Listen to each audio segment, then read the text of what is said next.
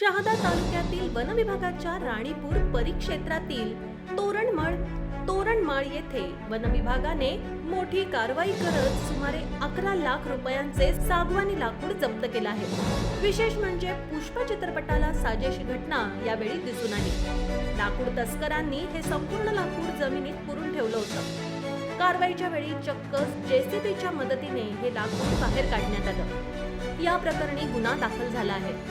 Shahada one विभागाचे सहाय्यक one संरक्षक संजय साळुंखे यांना गुप्त माहिती मिळाली।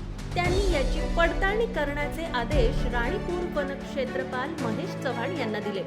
चव्हाण यांनी माहिती खरी असल्याचं वरिष्ठ कार्यालयास कळवलं।